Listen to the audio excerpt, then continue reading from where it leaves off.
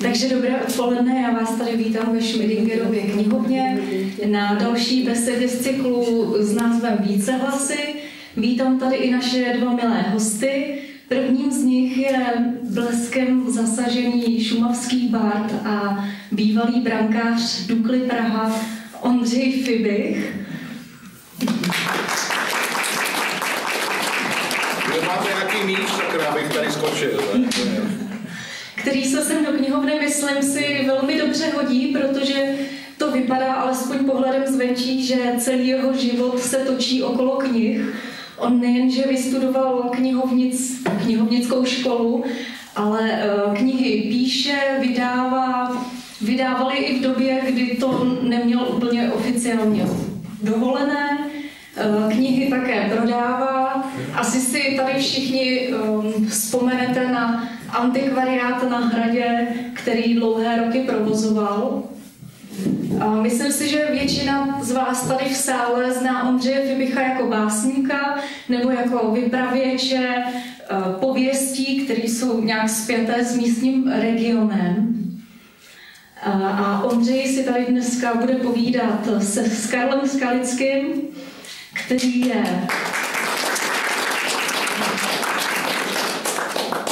je historik, původním zaměřením asi spíš archivář, v současné době vede Volynské muzeum.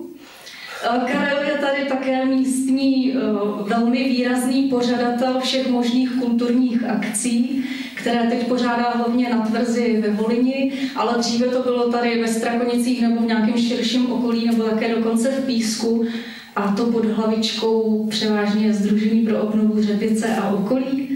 Karel je také otec 6 dětí.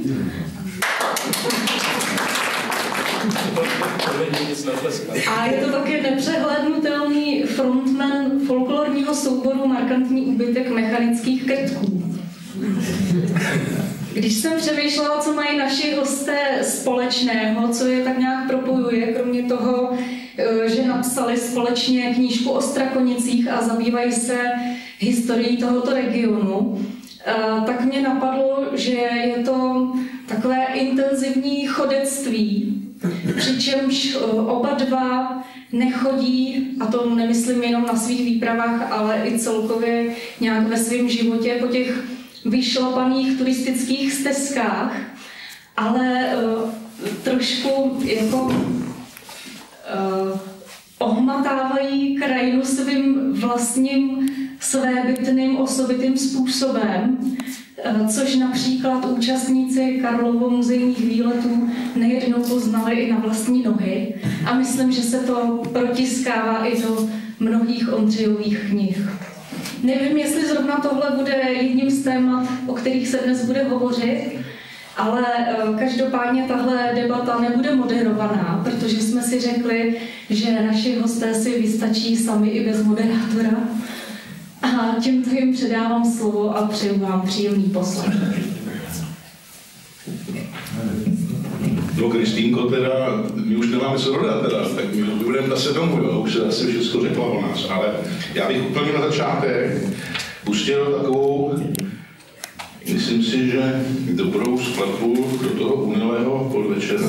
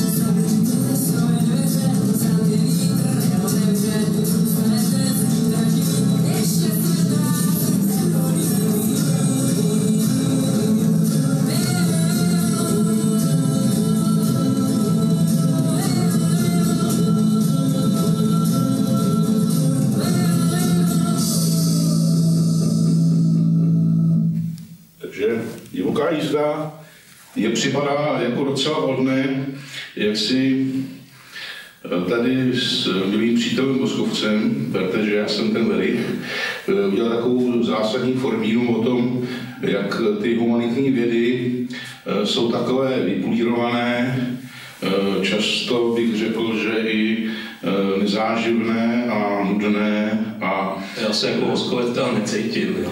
No, já mluvím o vlastně takovým všeobecným trendu. Já si mi připadlo, že ta divoká jízda, která běhala po Šumavě a trošku jako zvedala starým Šumavákům mandle, tak by byla asi dobrá taky jako v věrách nejen historických. Takže já jsem v podstatě tady vlastně s nikým jiným bych tady neseděl než s Karlem, protože já ho pamatuju už opravdu jako raného návštěvníka antikvariátu a potom úžasného provozovatele hřebických takových těch jurodivých slavností. Já si pamatuju na legendární výkřik Svátě Karáska, který říká, no, tady u prasečáků v Kopřivách, to jsem ještě nikdy nehrál. Takže myslím si, že to Karla úplně vystihuje. A já jsem se tě chtěl, Karla, zeptat, je vhodný underground a punk v těchto humanitních vědách? Pochopitelně, kdekoliv se křižuje, nebo respektive cokoliv se řeší, tak vždycky se křižuje ta mnohoobodovost a víceméně ten jiný přístup, takže no, je to vhodný kdekoliv. No tak to trošku rozbej. No, já možná, já jsem, možná když jsem ten Voskovec, tak jsem takový trošku mlčenlivý Voskovec, možná trošku voskovej, takže nebudu tak květnatý jako Verich. No hlavně, aby tvoje vosková svíce brzo nedohořela. No, ne, ta určitě nedohoří. On ten vosk je zase trvanlivý, takže někde leží, jo, a prostě kam lehne, tam zůstane a pak někde roste nějaká jiná kvalita z toho vosku. A jenom čistě to, co nás spojuje, jak tady Kristýna předtím říkala, tak pochopitelně Schmidingerova knihovna, jo, protože tam jsme v těch policích někde, Ondřej je tam v té větší řadě, já jsem tam v té menší, protože ono je to celkem příznačný. To, co já napíšu za měsíc, tak Ondřej stejnou dílku napíše za den. Jo, takže, nebo by se to nechalo brát i na jiný období. Jsme věkově někde jinde. Byla tady zmíněná knižka o Strakonicích, nicméně takovýto souputnictví psaný máme už kolik, 25 let víceméně na různé etapy i na jiných knížkách, na jiných štacích a myslím si, že i řada nedopsanýho a jak tady zazněly nějaký hudební projekty, tak vlastně jsme i souputníci v rámci jednoho hudebního projektu, to možná potom zazní později. Jinak oceňuju zároveň, já jsem monarchista natvrdo, Ondřej je takový koketující, jeho bývalá žena byla natvrdo taky a oceňuju teda ty naše národní barvy toho starého Rakouska-Uherska, které na těch mikrofonech, jo, tu žlutou a černou. Já jsem Karlovi říkal, že to je takové jako vábidlo na ty asijské vosy, no, že jsou to vlastně barvy těch predátorů, kteří sem teďka přilétají a snaží se vyhubit naše včeličky pilné. A já v tomhle smyslu vzpomínám na krásnou fasádu na současný písecký knihovně, kde je ten pilný úl s těmi včeličkami, které se slétají a stěhují do toho úlu ty vědomosti. No. Tak dneska to máme nějak jinak. A já jsem si uvědomil jednu věc, protože nás oba s Karlem zajímá taková pokoutní historie, on to má i v některých názvech svých akcí, tak mě napadla jedna věc, že totiž slovo historie a hysterie je v podstatě je to něco, co jsou vlastně dvě strany jedné mince, jo? Že my současnost vnímáme poněkud hystericky a když se to trošku odleží, tak se z toho stává ta usedlá a řekl bych na poklep rádoby lidní historie. Takže jak to vidíš ty, Karle? No tak já se teda omlouvám, mě vadí trošku mikrofony, já nejradši mluvím. Ale možná bez mikrofonu. Na sucho nemůžeme kvůli... Jo, chudák, no, my jsme rouška, jakože jsme smutnili, no.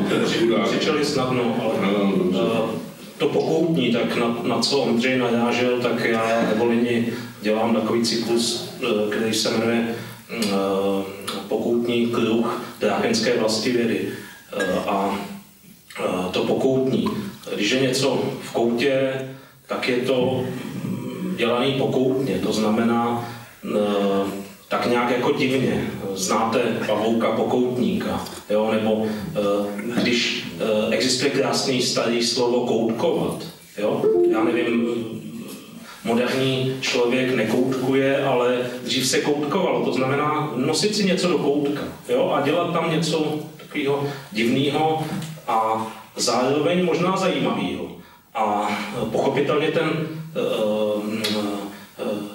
ten kulatý stůl můžeme vzpomínat na krále Artuše, ale to jsou víceméně takové ty legendární. No ale jako Karle, ten kulatý stůl nemá žádný kout, jo, to je docela problém. No, na to šroch, jo. Jako.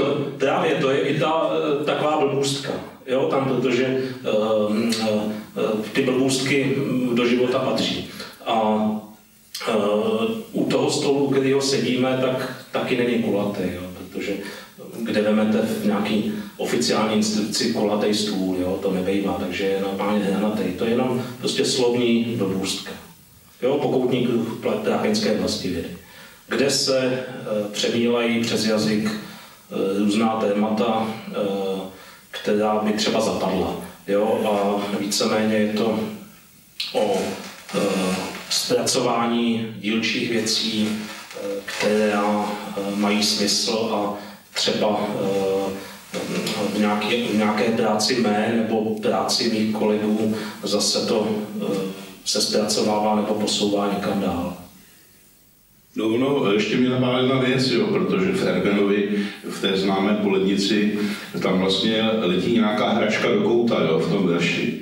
Mně to napadá, že my často vlastně různé věci odhazujeme do kouta a my chudáci s Karlem potom se tam v tom hrabeme a snažíme se zase o ten protipohyb, aby tam v tom koutě leželi moc dlouho, případně neschnili. Jo. Takže si myslím, že i tohle takové to erbenovsky temné je třeba vždycky trošku rozjasnit nějakým kramářstvím a já říkám, že jsem profesionalizovaná hyena, protože neustále zachraňuji z různých sběrů různé knížky a distribuji mezi známé, protože je mi líto, když určité věci odcházejí do nepaměti. No, jak Kristýna taky říkala, že nás spojuje ta krajina. Ona to neřekla úplně přesně, já teď nevím, jak tam zaznělo to slovíčko. My jsme oba přes ty nožičky, každý chodí trošku jináč, jiným způsobem. Já chodím víceméně funkčně a pak v rámci té své libovůle. Ondřej jako důchodec už to má jednodušší, protože ten chodí hlavně v rámci té libovůle.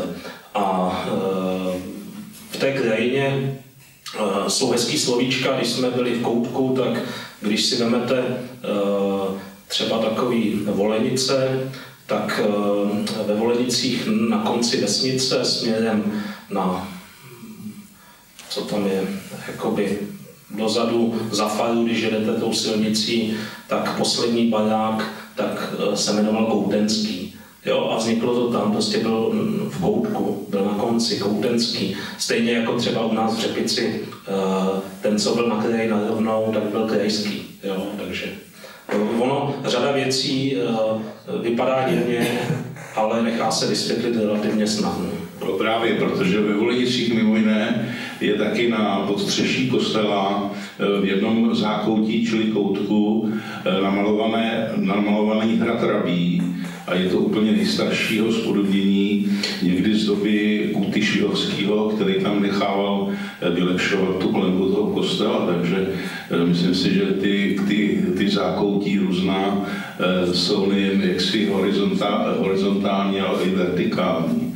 Navíc teda ještě hodně zajímavá věc je v těch Volenicích, že tam kdysi jako u oltáře visela taková krásná zarámovaná skleněná, jak bych to řekl, takový artefakt, ve kterém byl jakási kost, o které jaksi latinská cedulka prohlašovala, že to je zub obra. Takže zřejmě se měli Volenici těšit z toho, že když si tam u nich žili jasísi obři, nevíme, jestli byli mentální nebo fyzikální, ale nicméně právě zase ty věci, které jako zapadnou, to už to tam samozřejmě nevisí, ale je to něco, co nám to jakoby dovysvětluje a to my s Karolem moc rádi.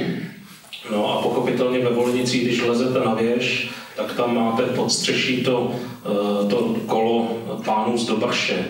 A kolo také nemá koutek, jo, víceméně. Kolo, prostě tam ani růžek, tam ho nenajdete.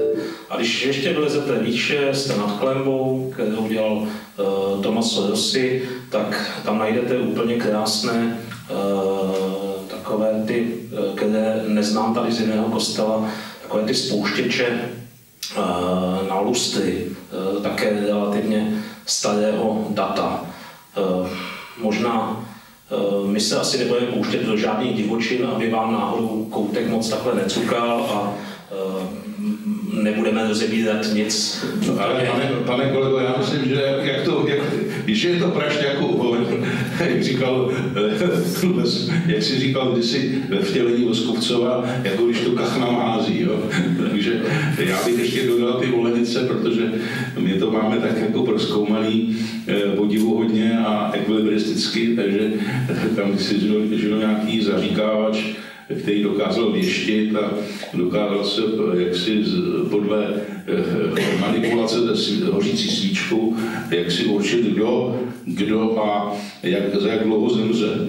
A takže samozřejmě na něj vyrukovala církev katolická přesvatá a chtěli ho teda nějakým způsobem umlčet, takže na něj povolali pány z Písku, protože tenkrát to byl Práchnický kraj s hlavním soudem v Písku a jeho věžce prostě nějakým způsobem spacifikovali. Takže tam zase není dobré nahlížet do těch koutků a koutů pod zemí, protože řekl by, je to říše Cháronova, není dobré jak si jeho lodičku moc divoce rozhoupávat. Pochopitelně nikdo nevíme, co nám čas přinese a co nám přinese i víceméně ta krajina, i ty jednotlivé vesnice. Jo. Když jsme od těch Volenic, vůbec jsme se jich tady nechtěli dotknout. My jsme si je vyvolili, protože mají to jméno, ne? Před zhruba nějakými 27 lety, možná 28, tak jsem pomáhal jednomu našemu vietnamskému spoluobčanovi při pouti ve Volenicích stavět stánek proti někdejší hospodě u Benadu, která už víceméně neexistuje a od té doby znám několik vietnamských frází. Ale to je víceméně jenom tak někam hodit do koutu. No když už jsme o těch Vietnamců, jo, tak v podstatě jaksi Fibichové a Skaličtí za 150 let budou velice mociplně shromažďovat důkazy o vietnamské civilizaci v Čechách a na Moravě, protože už to bude nějaká vzácnost a budou tady jakési prazáklady, jako když prostě jak si sem přišly různé kmeny, včetně Čechů, a pak se to tak nějak různě vybíralo a ty kmeny se různě podřezávaly a drželi se pod krkem, tak doufám, že z Vietnamci budou vycházet dobře.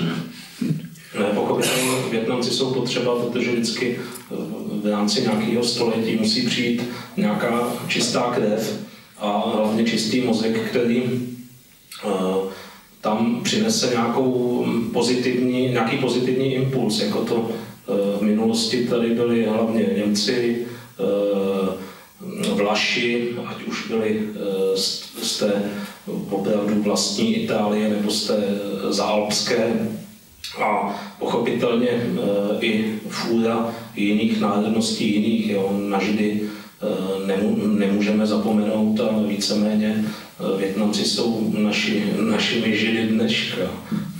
Je to krásně řečeno, protože samozřejmě židovská civilizace byla u nás prakticky umrtvená a kromě nějakých jako židovských obcí v Praze nebo v Plzni, tak je to víceméně stabilní malá skupinka lidí, kteří se snaží nějak ty tradice udržovat, ale je to teda víceméně oprašování památek, jo. I když je zajímavý, jak vlastně se to všechno vyvíjelo. Já jsem měl docela velkou čest, jak si se kamarádi nebo přáteli s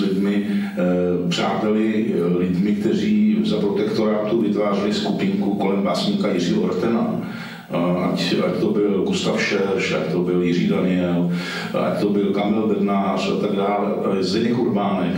Takže vlastně s těma všema lidma jsem jaksi nasál jaksi taky to určité židofilství, protože mimochodem právě můj táta byl spolužák Jiřího Ortena. A když už jsme u těch knihovnických věcí, tak když táta umřel, tak já jsem pořádal jeho pozůstalost a tam jsem objevil takový poklad, byl to čtenářský průkaz Jiřího Ortena z Kutné Hory.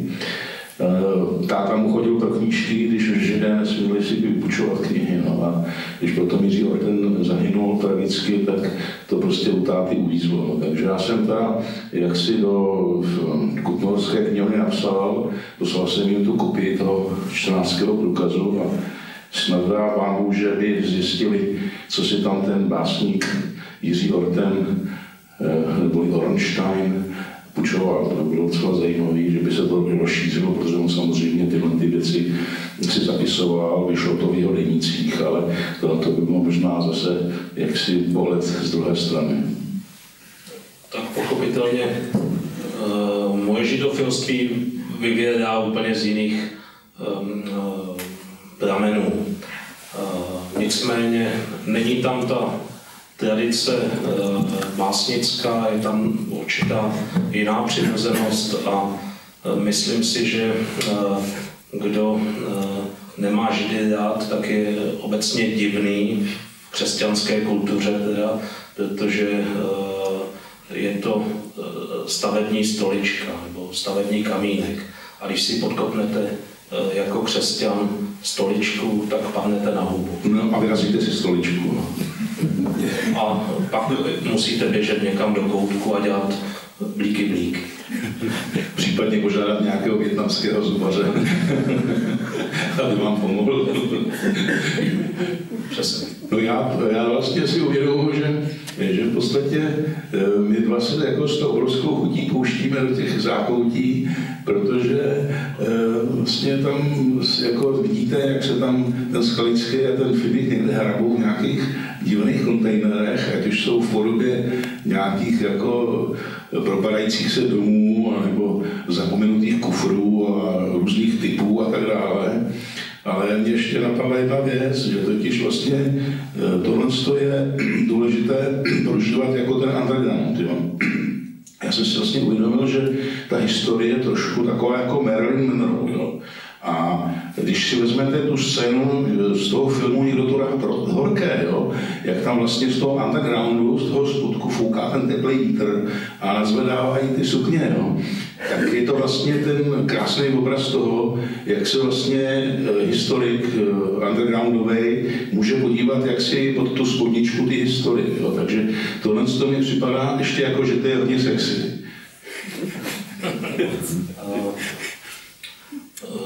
Pochopitelně já tady mám nějakou pavučinu a mám špinavý ruce, protože jsem přijel přímo z muzea a ono to trošku souvisí s tím, co Ondřej říkal. Pokud potkáte nějakého muzejního pracovníka, archiváře nebo nějakého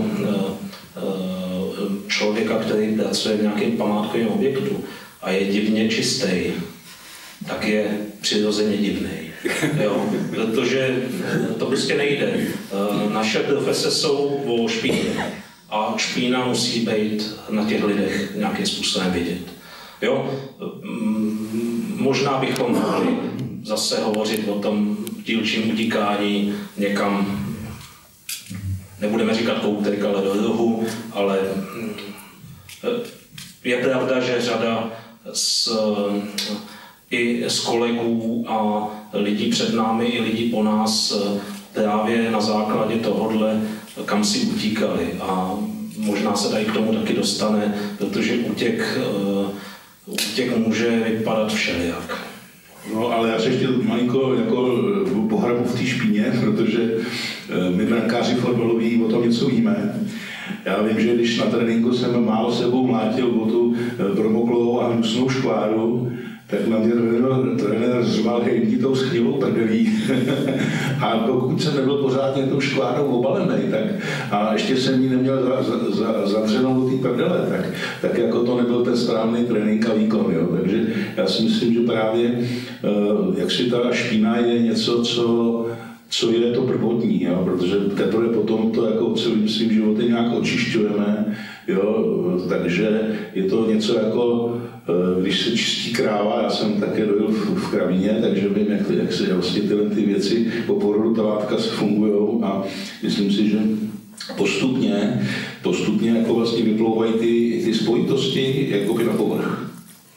No, klasik řekl, já nevím, jestli ten verš řeknu úplně přesně, nejdřív by si měl projít hromadou sraček a tak dále. Pavel Zajíček. No, když už jsme tady vlastně u Pavla Zajíčka, tak si bych ještě jako navázal na jednu zajímavou věc. My teda s Karlem jsme měli své nějaký velký vzory a dneska už se to moc nenosí. Jo. Dneska vlastně všichni spadli ze švestky a objevili Ameriku. A mě jako dost je smutno z toho, že třeba takový velký básník jako Pavel Zajíček prostě umírá v nějakým cibrťáku úplně jako nepovšimnout a nepodporován. Vždycky se teda zepnou ty přátelé, aby na něj vybrali nějaký peníze. Totež třeba bych prohlásil o Věře Provazníkovi, která je vynikající, naprosto zatanutá básníčka, která se stýkala s rodinou Rinku a napsala nádherný cyklus Don Quixote, který starý pán nádherně ilustroval těma svýma destičkama. Jo. A já si vzpomínám, že když jako nám bylo těch 18-20, tak jsme opravdu ty vzory měli a věděli jsme, že jako v podstatě ta kultura, nejen poezie, je záležitost kontinuity, kořenů. Jo? A že když vlastně si odstřihneme ty kořeny a budeme jenom ty jájínkové, kteří teda jako jsou tady jako stále a vždy a na věky, tak v podstatě ztrácíme spoustu velkých možností. Jednak se něco od druhých naučit a jednak taky v podstatě malinko posunout ten těch lidí, kteří byli před náma, jak si do té přítomnosti a možná i do krátké budoucnosti. Takže to jenom jakoby jsem si vzpomněl třeba i na tohleto. No, víceméně, když Ondřej jako básník, tak pořád bude mluvit o básníkách, tak já to zase vemu z nějaký ty pozice historický o básníkách. Oba jsme z básnických rodin, víceméně. Ondřej je Náplava, pochopitelně, protože to je Pražák, no. To je naprostý hnus, který díky komunistům se dostal, komunisti ho víceméně posvětili a normálně ho poslali tím tobě na Krksem. No, hodili nám ho sem na Bráchensko, takže díky tomu vlastně to už se mi nemůžete spavit. Tady můžeme sedět. Nicméně on je tam asi ten, kromě, teď abych to nepřepálil, jo, protože Ondřej je v mých očích básník důležitý, ale pochopitelně v těch čítankách nikdy nebude tak vysoko jako jeho, co to bylo, strýček, Vítězslav Nezval. Jo, a já možná nechám Ondřeje teď o Nezvalovi tam dát linku a načnu si pivo. Dobře, tak Karel mě tady jako nějakým způsobem kompromituje, protože víme, že strýček Vítězslav byl velký hedonik a člověk, který by za peníze a pohodlí prodal vlastní babičku nebo si nechal provrtat všechny kolena, který by měl k dispozici. Nicméně to vůbec jako neznamená, že nebyl velkým básníkem. Měl neuvěřitelnou šíři, v podstatě byl schopen zveršovat telefonní seznam. A já když jsem byl malý ošík, tak jsem se ho hrozně bál, protože on tam měl nějakých 160-170 kg a ještě nosil takový obrovský zimník, takže mě připadal jako velryba, takže vždycky, když jako se ke mně blížil, tak jsem se hrozně bál, že jako zahynu, jo, pod jeho obrovským jako stínem. A on samozřejmě byl obrovský frenetik, to znamená zároveň, jak byl hedonik, tak byl frenetik, takže prostě jeho hlas tučný se rozlehal po všech dolinách a rovinách a především tedy v kancelářích československého spisovatele, kde se vyplácely tantiemy, ale nicméně u nás občas pobýval a hrál si se mnou takovým způsobem trošku jako si hrál ze slovy, takže nakonec z toho vylezla báseň, kterou mě kdysi věnoval a ta zněla opravdu ve formě téměř zrýmovaného telefonního seznamu. A ta zněla: dneska držím balón, naň svá očka koulím, zítra zvládnu atom a roztočím země kouli. No totální bruse, protože to fakt jako kdyby se mi povedlo, tak už tady nejsme. No, já teda nejsem ten dražák, nejsem ta náplava z obou stran rodiny. Maminka je dlouhodobě Strákonická, i v těch generacích předtím, a tatínek je víceméně ten na pomezí toho Podlesí a řekněme té Šumavy a tady těch pomerančových krajů kolem té Otavy. Takže rodina je, nebo respektive můžu to říct natvrdo, já víceméně bych skalický jsem skrze Skalici. Skalice jsou 2 baráky tadyhle za Krasalovem pod Milčicema a jeden můj předek přešel z té Skalice do Milčic a potom do Krasalova a stal se oficiálně skalickým. Jo? Takže opravdu to moje příjmení je tady v nějakém horizontu 15 kilometrů. A maminka teda tady Strákonická, pochopitelně ta básnická linie, na kterou jsem narazil, tak moje, nebo respektive její babička, moje prababička byla Čelákovská, předtím možná by to mělo být to dlouhý A, Čelákovská, a pochopitelně dědeček nebásnil, nebo pradědeček nebásnil, byl koňským řezníkem tady, ale s básníkem příbuzný byl a uchlastal se. Jo, to je výborný, to je daleko lepší, než roztáčet země kouli. Každopádně si myslím, že tady Karel narazil na něco hrozně důležitého. A to jsou vlastně ty kořeny, které každý máme. Jo? A že bychom si je měli teda fakt opečovávat, protože vlastně ta rodinná a rodová kontinuita je to vůbec nejdůležitější, co v životě máme. Jo? Mění se režimy a jak se říká, mění se nálada doby a paradigma, jo, moderně řečeno, ale prostě tyhle ty věci vám zůstávají, jo, to nemůže nikdo jako předělat. Takže já jsem si uvědomil to na jedné věci, já bych vám teďka rád pustil k tomu písničku. Hele, Jardo, nedá se tam to nějak ještě trochu zesílit? No, na tom notebooku. Jo, na notebooku. Já nevím, jestli tady je nějaký... Ale já si myslím, že to bylo slyšitelné dobře. Jo, já nevím, já jsem to... Kde tady je na CDčku něco? Není? Kristýnko? Jo? To nevidím, to... No, mi to tady úplně dopadlo. Jakože se to udešlo. Tak se to nepustilo. Nevím, určitě ne.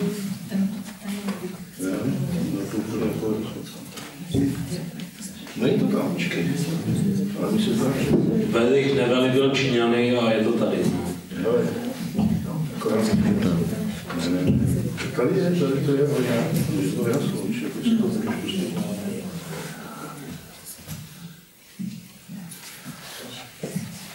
už Bůh nějak jako chudák si nenotuje tady s náma. No, ale to necháme. Máš? Kdyby to vypadlo?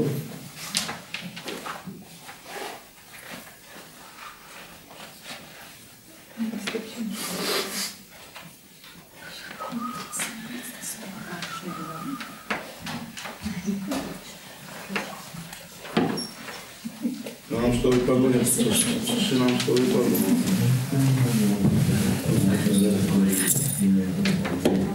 Aha, jste na bájení mlečku. To s černou.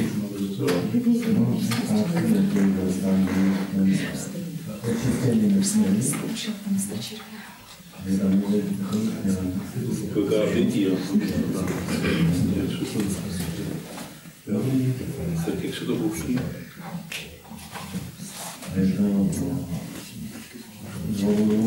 Jo.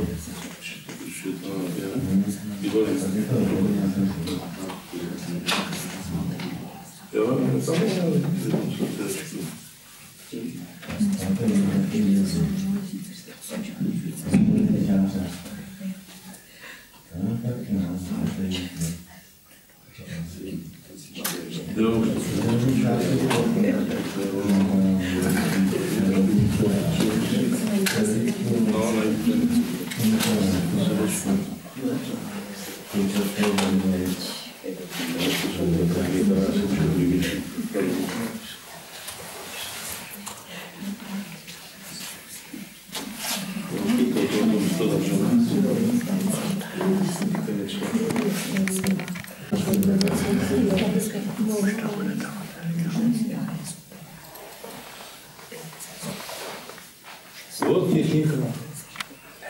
Bylo by lepší, když jsem pozval nějakého parda, ten by to zaspíval hned, to bylo pokoj.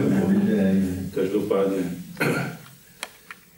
Obávám se, že nás to nějak úplně neposlouchá.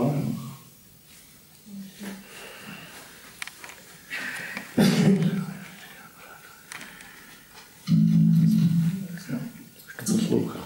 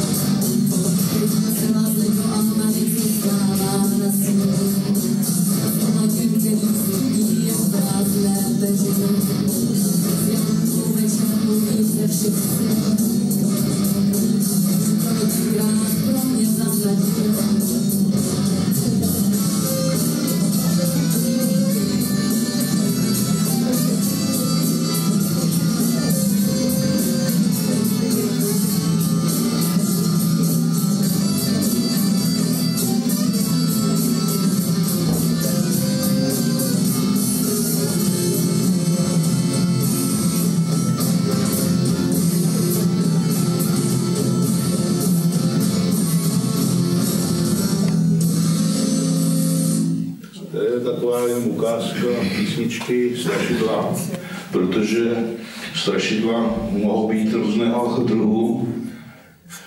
Já často dělám přednášky po školách, takže mezi strašidla samozřejmě taky řadím písemky, což děti velice dobře kvitují, protože každá doba má své strašáky a já jsem si uvědomil právě vzhledem k té kontinuitě těch rodů, že jedním z nejrůznějších vlastně okamžiků, který jako ovlivnili vlastně český národ, byla první světová válka. Když půjdete do většiny vesnic, tak najdete pomníky s padlými vojáky z první světové války, ať bojovali za císaře nebo za legie. A člověk si uvědomuje jednu důležitou věc, že totiž to byla obrovská rána pro ty rodiny. Jo? Když se nevrátili tatínkové, dědečkové, bratři, synové a ty rodiny se s tím museli jistým způsobem vyrovnávat po 3 generace. Jo? A řekl bych, že právě to je jeden z těch motivů, kdy ten český národ jaksi byl velmi oslaben do dalších jako bojů o svou existenci. Já bych to nechápal úplně takhle jako ostře. Já bych v tom viděl i možná nějaký světýlko někde vzadu. To znamená, temná věc vždycky znamená potom nějaký semknutí. Jo, a tady to tak asi fungovalo.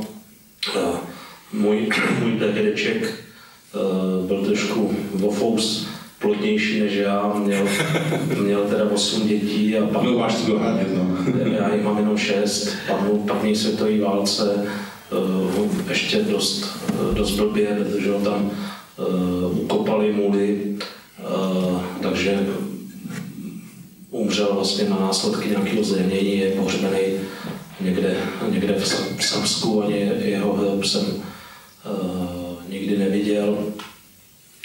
Možná třeba ho někdy najdu, až tam budu kolem brousit. A myslím si, že u řady rodin ta první světová válka potom dokázala vyřešit nějaké semknutí té rodiny, jo? Že to dalo jinou kvalitu. Jo, takže... já to teda vidím rozhodně ještě o trošku jinak, protože v podstatě, jak se ty děti, které ztratí ty rodiče jednoho nebo oba dva, jo, tak se musí, jak se říká, jako okamžitě zdát se o dětství. A musí vlastně dospět předčasně a nahradit ty, kteří tam nejsou. A to vlastně pro člověka znamená, co vlastně pro člověka znamená nekonzumované dětství. Jo, to je obrovská otázka. Pochopitelně toho mýho dědečka, ta nejmladší dcera svého tatínka vůbec nepoznala, protože odešel do války a ona se narodila, on byla splozena, když byl na dovolený a víceméně už se nevrátil, jo, takže to byla žofie. A nicméně z té první světové války je x příběhů třeba v rámci naší rodiny. Někteří získali víru v Boha a někteří právě ztratili. Jo? Někteří prostě, že Bůh není a některým právě to přineslo, řekněme, nechci říkat osvícení, ale nějakou tu jinou kvalitu, že ten Bůh pomáhá. Jo? Dokonce v naší rodině bylo trošku bizarní, válčil tam tatínek a jeho 2 synové a jeden z těch synů byl normálně rakouské armádě a druhý byl u legionářů, aby bojovali na stejné frontě. Takže ten druhý vždycky toho legionáře hledal, jestli náhodou není pověšený někde na nějakém stromě, protože vždycky legionáře věšeli, pochopitelně oprávněně, protože zradili. Je to úhel pohledu. A nikdy ho tam nenašel. Vrátili se oba dva a nevrátil se jejich táta, jo, o kterém jsem mluvil. Legionář potom víceméně byl vytěžovaný, byl mladý Boleslavi, no to radši nebudu vytahovat, je to takový.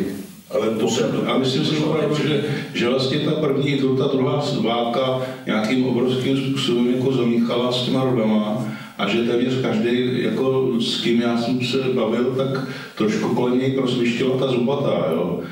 Já třeba vím, že Jirka Staněk, což je vlastně jeden z největších českých básníků a tady bývalý magistr tady v lékárně, tak ten vlastně se narodil taky jaksi zubatý, jako pronikl mezi prsty, protože jeho děda schovával nějakého žida a když toho žida dopadli, tak to chtěli z něho vytlouct a on naštěstí při tom výslechu zemřel, takže nestačilo vlastně prozradit tohohle člověka, takže Jirka Staněk krásně končí tu svou baladu, jmenuje se to Příběh, tím, že on by se nenarodil, kdyby to vlastně dopadlo jinak. Takže to jsou vlastně takový ty osudové okamžiky, které sice jsou dobrý pro básně, ale na druhou stranu, jak si pro ty rody jsou to obrovsky zatěžkávající zkouška. Jo. A chci říct zrovna to, že to tež se vlastně týká těch vlastně náhledů, jako na ty takový ty převratové chvíle, jako třeba husitský války, 30letá válka. Jo. Tam jako my se snažíme jako nějakým způsobem vystupovat jako nějací straníci, jo, ať jedné nebo druhé strany. A ono to především způsobovalo to obrovské utrpení těch úplně obyčejných lidí. No. Já jsem chtěl říct o Jirkovi Staňkovi, možná, že dám vsuvku o Jirkovi Staňkovi a potom, nebo respektive možná tu lidovou písničku. Miluju Lískovskou dolinu, taková lidová záležitost Slovenska, kde vojáci znásilní jednu holku a ta přemýšlí, když se jí narodí to dítě, co s tím dítětem má udělat. Jestli ho má zahubit, anebo prostě nechat naživu. Ona to udělá celkem chytře, jak se to vezme. To pragmatický tam je, ale nechá ho naživu a udělá z něj vojáka. Jo, úžasná věc slovenská, jestli to neznáte, Lískovská dolina se to jmenuje. Ale chtěl jsem k tomu poznámku, k tomu Jirkovi Staňkovi. To je přesně to, co jsem říkal předtím, to je ta náplava taky. A je to velký, důležitý regionální básník, ale... No já bych řekl, že je opravdu evropský, jo, absolutně.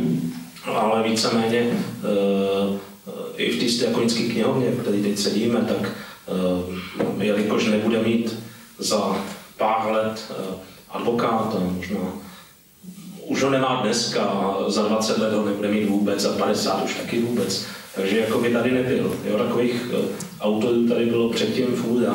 Narodil se někde jinde, umře někde jinde. To znamená, on v tom místě jakoby není. Jo, to je... Rozhodně se nedostane do nějaké antologie, kde jsou jaksi shromáždění ty lidé, kteří se narodili, jako třeba pan Skupa, který co by jaksi asi dvoudenní novorozenec jaksi odprostranil jinam. Nemyslím to teď špatně, nejsme v Kocourkově, jsme ve Cračkově. Jo, fakt to nemyslím špatně. Ale víceméně Strakonice takovýmhle způsobem dlouhodobě historicky fungují.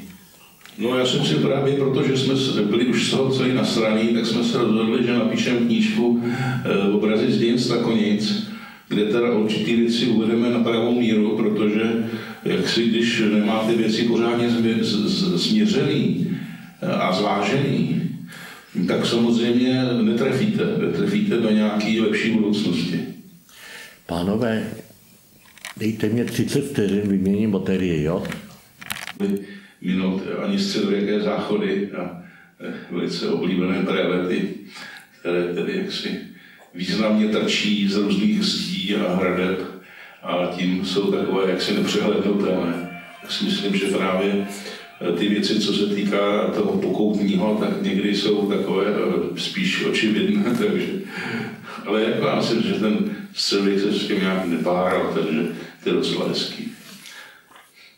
Už to máš, no? Jo.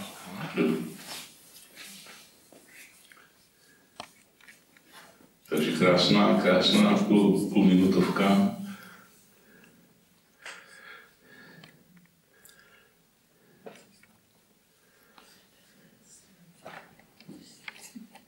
Jinak teda jedna věc je teda na Karlově úžasná, to jsem nikdy nedokázal.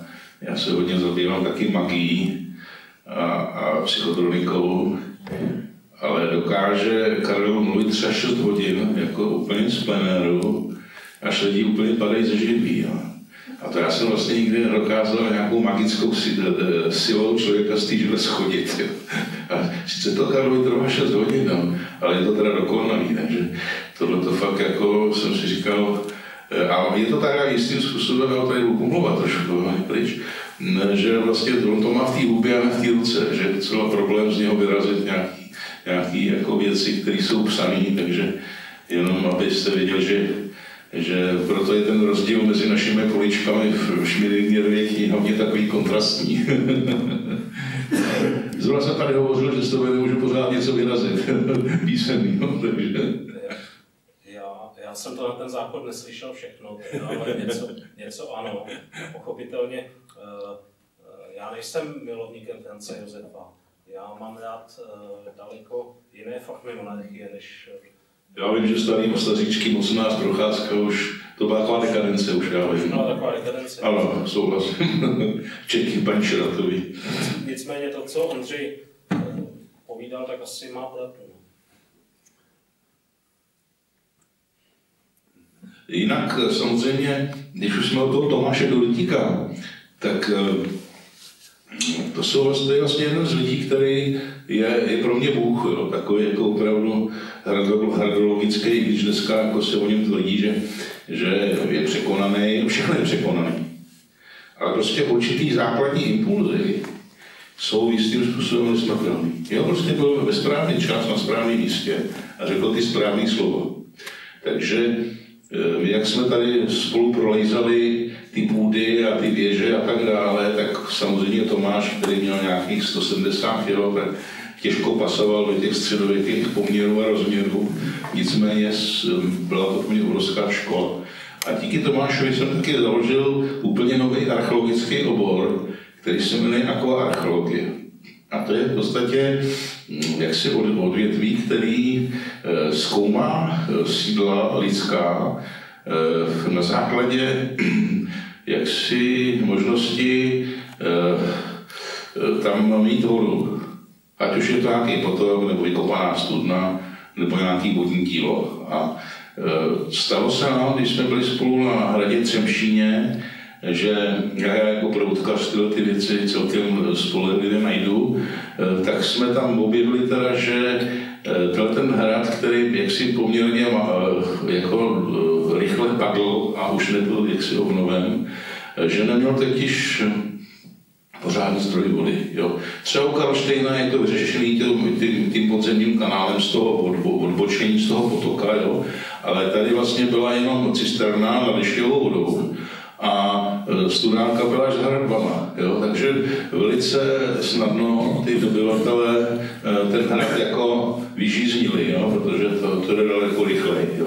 Než když prostě sníte opasky a poté, tak ještě furt držíte, no. Tak asi takhle. Takže to si myslím, že tyhle věci jsou jako mě baví, protože je to zase vždycky něco nového, co může osvětlit tu záležitost z nějakého jiného směru.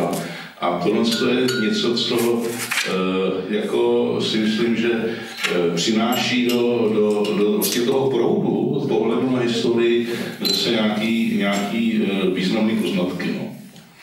Tak já, jestli můžu vzpomínku nebo navázat na toho Tomáše Dohlíka, tak já ho hlavně znám teď v posledku skrze to, když jezdil zkoumat Vimperský zámek nebo Vimperský hrad a stavoval se několikrát u nás ve Volyni, kde zároveň čerpal informace i o jiných hradech, protože tam ve sbírce máme od rodiny boháčů jednak obrazy, které na těch hradech malovali, a jednak jejich archeologické sběry.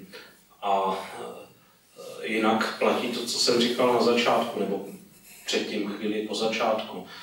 Znám ho někdy v roce 2001-2002, nevím přesně, kdy to bylo, jsem byl na zámku Nelahozeves, kde byla prezentovaná v rámci takového projektu Europa Nostra víceméně oprava tamnějšího zámku.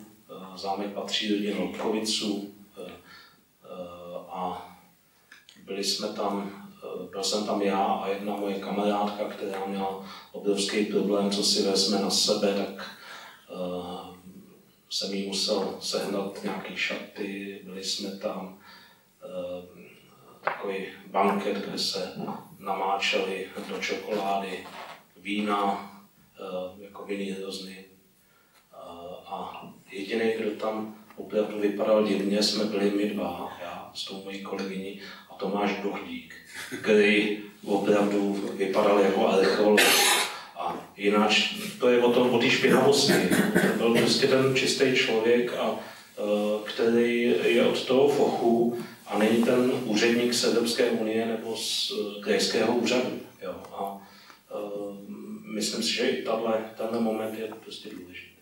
Ale mě, jako samozřejmě, když už u těch koutů, které jsme začali, jo, tak je taková divadelní scéna, má nějaký svoje kouty. Tady vlastně ta malá Forbínka taky má svoje kouty. Já mám vysoký kouty. No, to celkem ty chlapy díváme už časem, ale každopádně jsem chtěl říct jinou věc. No, teď jsme vychýlil mírně z konceptu, ale já bych se vrátil k tomu, že vlastně ten švenk se zaměří nějaký bod na tom jevišti a oznáří nějakou postavu, jo. Ale protože je pohyblivý jako čas, tak najednou ta postava zmizí ve stínu a objeví se nová. A tohle je vlastně princip dnešní doby, kdy každý si to tak užije své 2 vteřiny slávy a pak upadne do zapomnění. A čím jsem si já nahrál? Já jsem si vlastně nahrál na našeho úžasného přítele Honzu Michálka. Jo. Je to ještě nedávno, co tady tančil po mostě a chodil na pivo a jakoby najednou nebyl. A přitom podle mě vedle Dubského je to vlastně největší zjev, jako tady u nás, který to tady máme. Jo. Měli bychom si ho leštit a vystavovat a psát o něm a prostě propagovat ho, protože jeho práce byla za prvé obrovsky precizní. On byl ve znamení Panny narozený, takže to se to dá rozumět. Ale druhá věc, která tam byla ta, že on šel po starých zápisech výzkumu archeologických z 19. století a přišel na celkem geniální myšlenku, že tehdejší archeologové toho tam spoustu ještě zapomněli. A díky tomuhle on úplně zrevidoval nejen toho Dubského, ale prostě našel úžasné věci, které, jako řekl bych, velice plasticky a nádherně, jak si povýšili tady to Pootaví na druhý vlastně takový keltský svět, jo, protože ten první je samozřejmě u Agáry, jo, u Ohře, jo, tam vlastně bylo to hlavní centrum té latenské kultury, ale tady v podstatě on to jako dotáhl do konce. Jo, a největším jako vlastně spuštěním a dopuštěním bylo to, že v podstatě byl šikanovaný tady v muzeu, jo, středního Pohotaví, dílné jméno, takže on nakonec odešel k soukromí jaksi vlastně archeologické společnosti Archaea, kde teda mohl jako být svobodný. Takže jenom jsem chtěl říct, že vlastně ty velký duchové tady ve Strakonicích vždycky jako dostali teda jako hodla a museli se vakovat. Ale když se tady před tak 10 lety konala vlastně setkání všech archeologů Jihočeského kraje, tak všichni přijeli v tričkách s hlavou Honzy Michálka, ještě pochopitelně za jeho života, jo? To je 10 let zpátky. A myslím si, že jsou tam v rámci archeologie dnešních časů, tak jsou tam pokračovatelé, není jenom jeden, je tam několik a myslím si, že Dubský byl prostě divný člověk, jo, to je ještě jiná věc. Dubský byl potížista a já teda ho znám, jak nejdýl vlastně působil v mé rodné obci, nebo v té nerodné, no vlastně rodné. Mojí rodnou obcí jsou Strakonice, bohužel lidi se dneska rodí v těch porodnicích, takže není to jako v časech našich otců nebo dědů. Ale v té obci, kde bych se měl narodit, kdybych se tam narodil, tak Dubský tam byl nejdéle. Ale v těch časech předchozích nikde nevydržel. Prostě skrze svoji problematickou a pachlivou povahu. A je tam takových x příběhů, náš archeolog Martin tak to zpracovává a myslím si, že jednou vyjde nádherná publikace prostě o dubského výzkumech v rámci celých jižních Čech a bude tam odhaleno ledacos jurodivého, jak tady Ondřej má rád. No, ono opravdu, jako když máte zprostředkovávat věci jaksi minulé a překládat je, tlumočit do současnosti a zároveň je tak trošku jako posílat do budoucnosti, tak se strašně důležitý je, aby člověk byl diplomat. Jo, protože tam se jakoby ochudíte o spoustu věcí. Jo. Já si vzpomínám, že když sbírám na nějakou knížku prostě materiály od úplně obyčejných lidí, jo, tak je strašně důležitý prostě těm lidem dát najevo, že jsou důležitý, jo, že si jich vážíte, jo, že když jste jenom nějaký počkej, který z nich vytáhne nějakou fotku nebo nějaký dokument, ale že prostě jim dáte najevo, že jsou součástí nějakého společného díla. Jo. Já totiž jako jsem se občas člověk se zamyslí, když už má skoro těch 70, volí dnes se zjistí teda, že když je ve znamení vodnáře, tak je to takový pěkně spodobněný ten chlap, jak má na tom rameni tu amforu, ale je z toho tu vodu. Tak jsem si uvědomil, že jsem ten nosič té vody, jo, že prostě vždycky jako sloužil nějakým týmu. A myslím si, že to je jediná možnost, jo, jak se vlastně někam dobrat.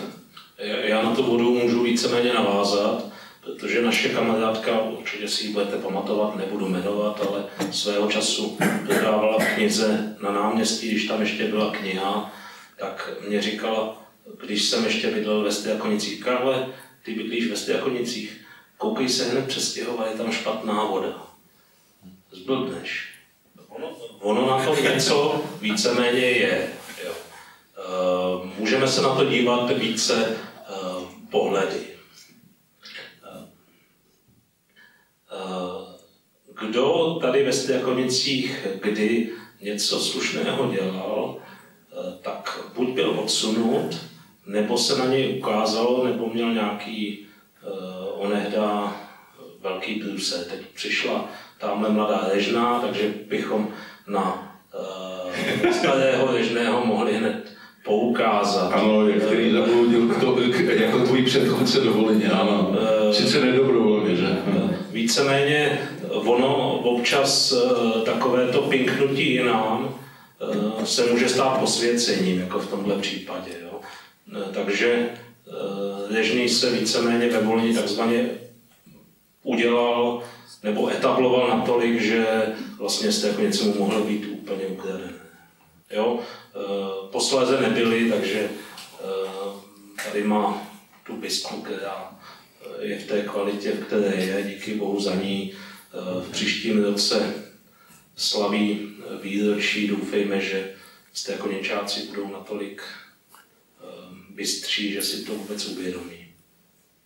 No, když už jsme u těch byst a tak mě ještě napadla jedna taková zajímavá věc, která nám často, Karle, trošku jaksi působí na játra, a to je lidská setrvačnost.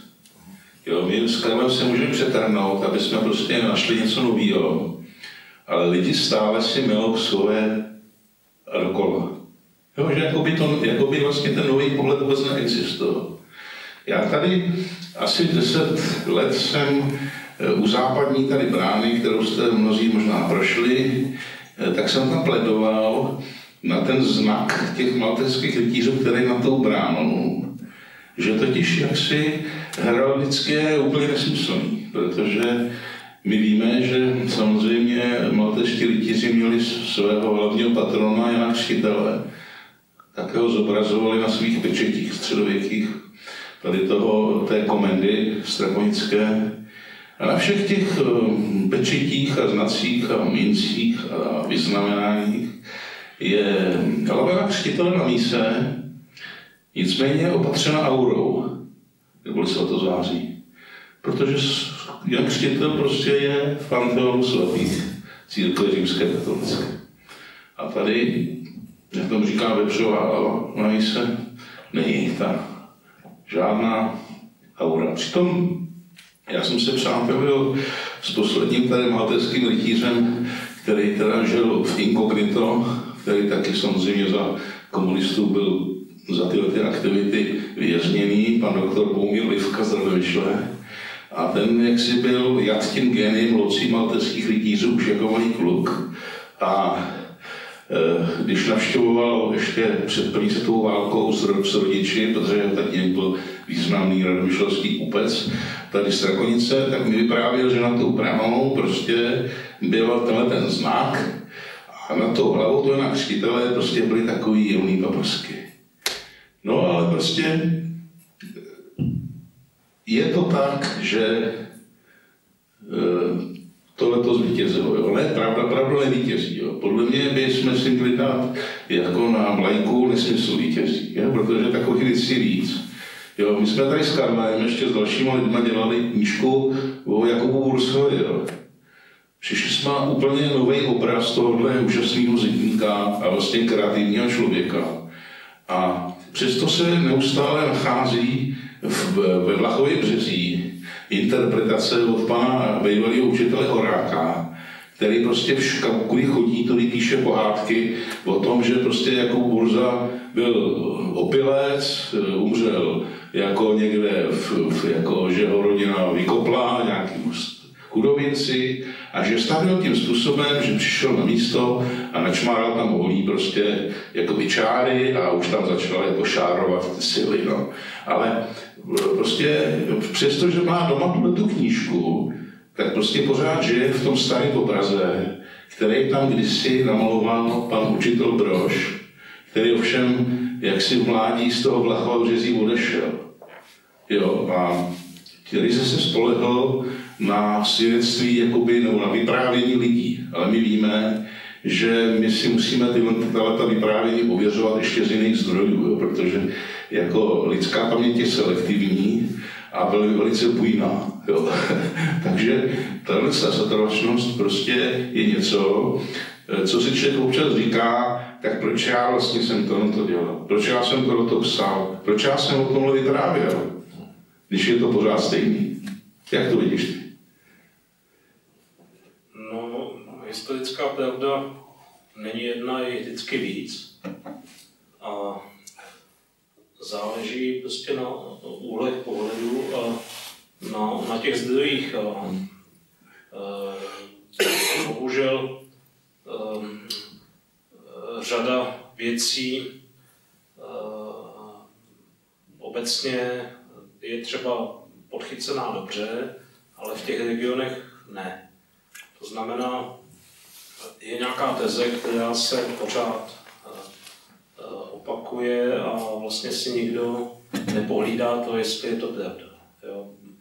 A víceméně ten Jakub Purse je záležitost hodně stará, on se narodil 1812, jo? Takže to je vlastně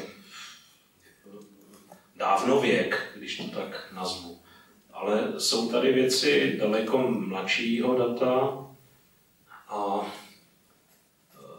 tam to platí taky víceméně já nevím, jestli mám být hnusnej tady na knihovnu, když nás tady jako pozvali, ale oni mají nějakých těch 180 let a je to taky nesmysl. Jo. Oni neslaví žádných 180 let. To je cvačkovina. Jo. To je ještě 180 let bude až od odkazu, když Schmidinger umřel. Jo. A ještě navíc Schmidingerova knihovna by neměla být s tím show, jo. Měla by být s tím SH. Jo. No, to je Němec narozen. No. Nicméně můžete se... Tak máme taky toho Tylsche, no, a podobně v Sokole. Pochopitelně řada národních ikon je hrubě nenárodní, ale to je prostě není potřeba dneska to tady rozvádět. Ale je to vlastně otázka toho, jako přijetí těch dějin tak, jak byly, no? Protože vlastně neustále to ty dějiny slouží jako nějaký obušek, aby jsme jim mlátili jedny nebo druhý po hlavě, nebo do toho vnášeli nějaké svoje politické záměry a jiné. Jo. Nicméně, jiné pokoutní záměry. Nicméně ten pražský cizák s dvojitým Verich a ten čistý regionální voskovec, je jasné, kde je ta role. No, jestli je to přesně tak, no, je to opravdu jako, musíme se nad tím vážně zamyslet. Je teda fakt, že ještě teda ten Verich byl navíc, že když je z židovského původu, takže chudák, když už tomu komunisti zakázali jako nějak vůbec bejt a dejchat, tak aspoň psal do židovských ročenek, no, takže tam najdete spoustu zajímavých věcí. A nejmenoval se původně Wilhelm Erich? Určitě je Erich, jako. No prostě byl to Erich, byl to boháč, podle anglického přepisu, no, každopádně židovským boháčem zůstal. No, já nevím. Já myslím, že, Karle, bychom se mohli nějak posunout dál z toho kouta, z toho zákoutí, na nějaký, jako, pod světle reflektoru, jo. Na nějaký piedestaly. No, jasně, no, tak už si to stavíme. Kam jde muzeum Volyňský? Do Kytek. To je dobrý. A můžeš nazvat, jsou to Rudbeky, růže? Spíš takový, já nevím, co rostou na těch dobyčkách, to znamená takový ty oranžový, jak se jmenují. Afrikány, přesně. Ne, oni roste to pochopitelně kupředu, ale možná i dozadu. Jo? To nevíme, protože je tam víceméně více tendencí, takže myslím si, že jsme jedno z nejprogresivnějších muzeí v rámci jeho českého kraje, možná i celého jihozápadu. Nicméně děláme věci, které na malém městě by se dělat neměly. A uvidíme, co nám to přinese. No ono jako otázka je ta, jestli se na malém městě uživí i pop music, jo? Protože ono opravdu dneska si to každý může stáhnout jako někde doma, jo? Tu pop music a tomu nepotřebuje muzeum, že? Muzeum je prostě nadbytečná záležitost pro i velká města. Takže jak si to je otázka zase jako vlastně identity, jo?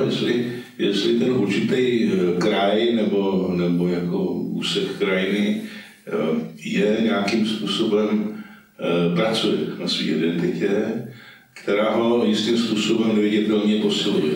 Jo? Takže pak může nějakým způsobem na tyhle věci pohlížet pozitivně. Jo?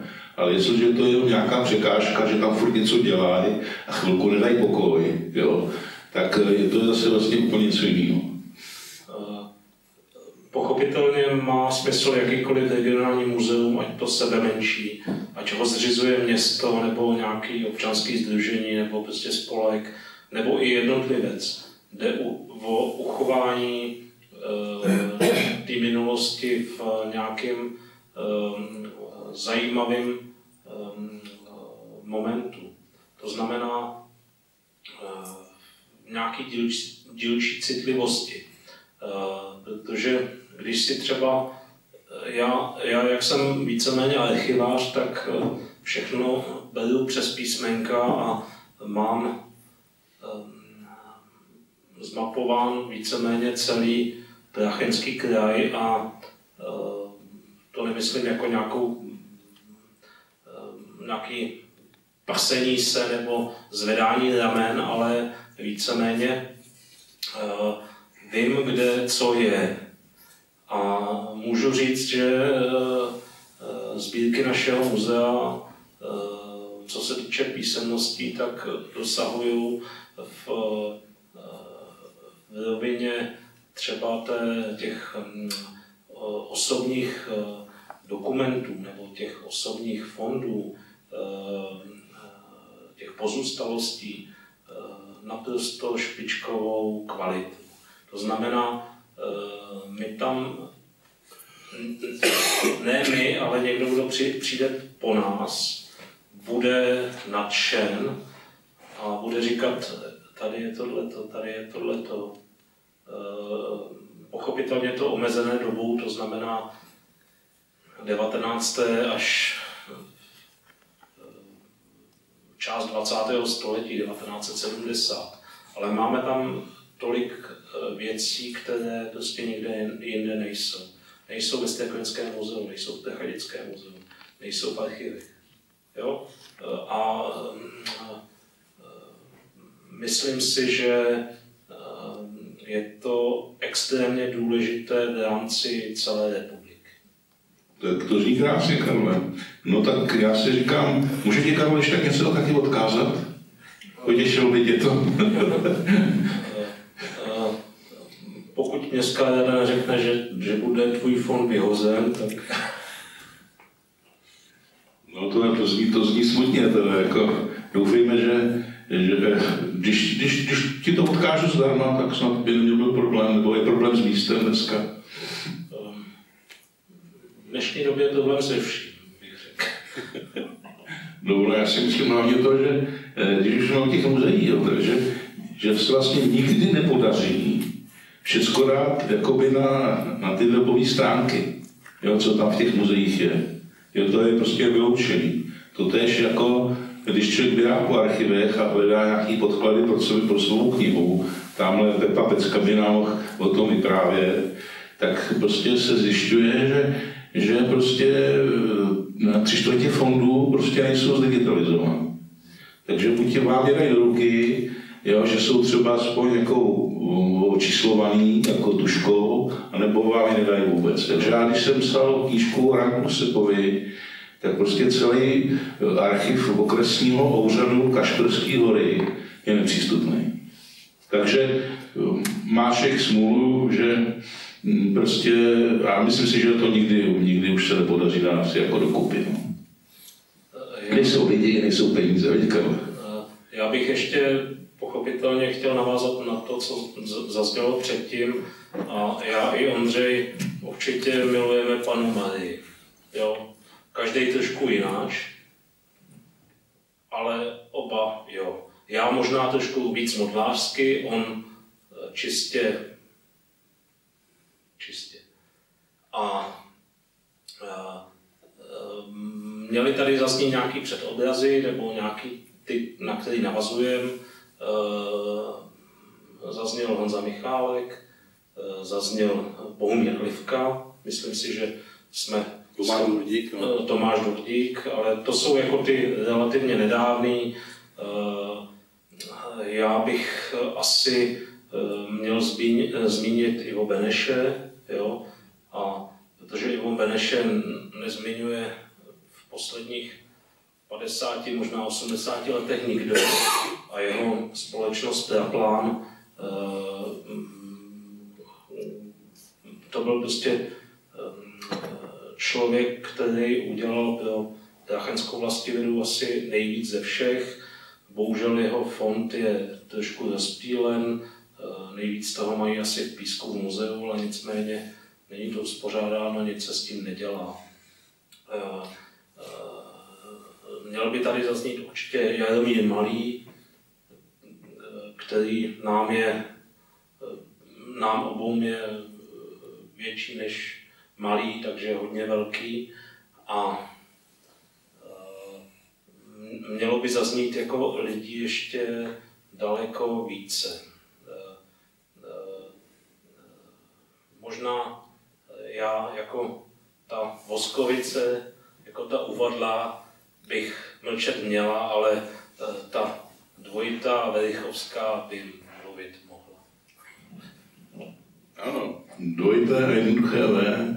Ovšem, když to otočíme, tak by to v podstatě znamenalo, že jaksi, ty sice bydlíš asi za bydlem, jo, ale já ještě hospodařím, jo, protože ty dvě střechy toho otočeného dvojitého V znamenají, že to je takový ten klasický selský dům a s tím hospodářským traktem, takže bych ještě mezi ty hlavní hospodáře tady našeho okolí jmenoval Viléma Václava Kremera, který, jak si jsem také byl v době protektorátu jaksi poslán jako protektorátní úředník, ale mezi tím tady za ty 2 roky nebo kolik udělal obrovskou práci, co se týče soupisu památek a vůbec jaksi záchrany před německýma jaksi rekrutačníma choutkama, takže tohle si myslím, že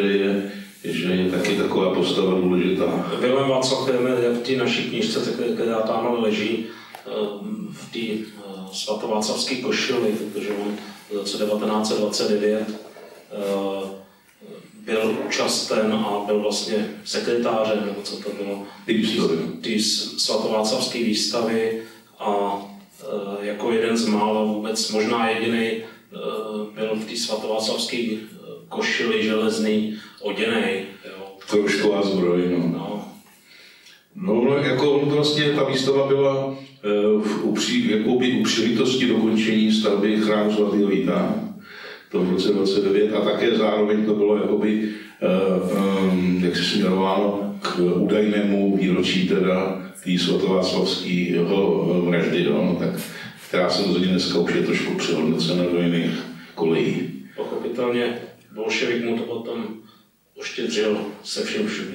Ano, no, jako já v podstatě jsem takový trošku člověk, který je divnej, protože já v podstatě jsem se hodně stýkal s těma kriminálníkama, jo.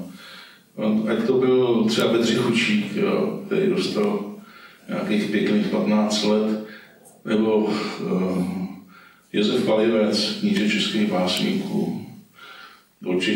Určitě pan doktor Livka, který se jmenoval, mohl bych jmenovat a tak dále. Já jsem vlastně měl tu možnost a tu výsadu, že v roce 80 jsem začal dělat sami za tu antologii zakázaných básníků českých a většinou jsem teda osobně navštívil. A to byli právě ti lidi, kteří prošli těma kriminálama mimo jiný, takže to považuji za obrovské vyznamenání, že jsem s nimi mohl sdílet ty krátké okamžiky a že jsem se snažil jejich jméno vyzvednout, aby neupadli do toho hnoje těch tehdejších časů. No. Pochopitelně jsou i ty druhé stránky, takže jako v rámci mé rodiny brácha mýho dědečka tady v roce 1928 jakožto akční komunista a agitátor byl odsunut do Rakouska, aby tady nezacláněl nějakému republikánskému štěstí. Každá doba má své hrdiny a mění se to. A... Ne, já bych to viděl ještě jinak, Karlo. Já si myslím, že to není tak jako extenzivní, ale že to je vlastně v té každé době jsou ty černý i bílé figurky na té šachovnici spojení tím prostorem té šachovnice. Takže jsou vlastně jakoby mystickým způsobem propojený. Jo. Já třeba jsem dostal od svého kamaráda, který mě trošku duchovně jako vede, takovou jako dobrou radu, jak nějakým způsobem vlastně přijmout to, že vlastně člověk žije v komunismu, že ho tvořil, jo, jakýmkoliv způsobem, že jsem vykládal vagony, tak se pomáhal národní hospodářství. Takže bych řekl, že je strašně důležitý jako nějak to uctít, jo, protože i ten komunismus vznikl v podstatě jako z nějakého velkého jakoby sociálního, jako z velké sociální nespravedlnosti. Takže já jsem šel koupit kytky a pověsil jsem je tady na starý fesko, kde je cedule ty stávky těch dělníků, který už po roce 89 nikdo žádnou kytku nedal. A to považuji pro sebe jako vlastně za velký duchovní cvičení, jo? Že to je vlastně něco, že člověk to uzná, jo? Že jako patří s nimi do těch dějin, jo? Že nejsme my a oni. Že jsme jako procházeli tím proudem, jak říkáš správně, akorát, že to každého člověka jinak bolelo. Asi tak. Tohle, co jsi říkal, tak já to navážu možná docela úplně adresně a přesně. Před pár lety Michala Varlejchu, která tady ve Strakonicích se dlouhodobě snaží o nějakou kulturu a zároveň spolupracuje tady s knihovnou, tak dělala antologii básníků. Mimo jiné oslovovala tebe, ty si ji poslal k Šípku někam, už jenom kvůli tomu, že tam byl Josef Jelen. Jo? A já víceméně jsem jí poslal taky k Šípku, ale ona to tam otravovala a já jsem tam napsal nějaký úvodní text. A je tam básnická antologie, takže jsou tam ty komunistický básnici, jsou tam ty jiný. Vybych tam není, protože vypadne, nebo seš tam možná básnici. Je tam nějaká jako... Ale nejseš tam... Je tam medailon. Jo, je tam medailon. Ale víceméně to jako koresponduje s tím, co jsi říkal. Jo, ale ono jako... Já vždycky jsem pro to, aby ty antologie měly nějaký říz a vtip, jo. Takže teďka zrovna jako nakladatelství Větrný mlýny dělá antologii o pivě, jo. Tak to jsem s radostí přispěl samozřejmě. No, takže no, to je velice vlídný společenství těch ochlastů, pivařů a dalších lidí, kteří si přihýbali českým okem už nějakých 150 let. No. Pochopitelně jakákoliv antologie je vždycky omezená tím, kdo ji tvoří a co tam chce dát. Jo? Takže Strakonická antologie básníků nebo tvůrců vlastně neexistuje, která by byla čistá a 100%. Já to nekomentovat nebudu, protože já vždycky jsem se jako účastnil něčeho, s čím jsem souzněl, jo, takže ale to se jako netýká mýho jakoby obecného pohledu na tyhle ty věci, jo, na tu minulou dobu, protože já musím komunistům poděkovat, že jsem právě se mohl setkávat s takovými úžasnými lidma, který teda v podstatě žili jako v tom undergroundu, jo, protože jinak já jsem, jako kdyby byl nějaký poslušný jako výkonný někde, tak bych asi ty lidi v životě nepotkal, jo, a navíc jako ty překážky člověka vedou vejš, jo, protože je musí zpracovat a musí nějak se na to potom dívat taky trošku s odstupem, jo, na celou tu dobu a na ty všechny věci, takže já si myslím, že to byla velice zajímavá doba, která dala příležitost mnoha lidem. Ať tak nebo onak. Nepochybně komunistům musíme poděkovat. No a já bych teda úplně ten závěr, asi protože, aby jsme to zase jako... Máš tam písničku? Ne, už tam dávat nic nebudu, ono to strašně jako potichu hraje a nemá to žádný význam. Ale já jsem jenom chtěl, aby jsme si trochu odpočinuli.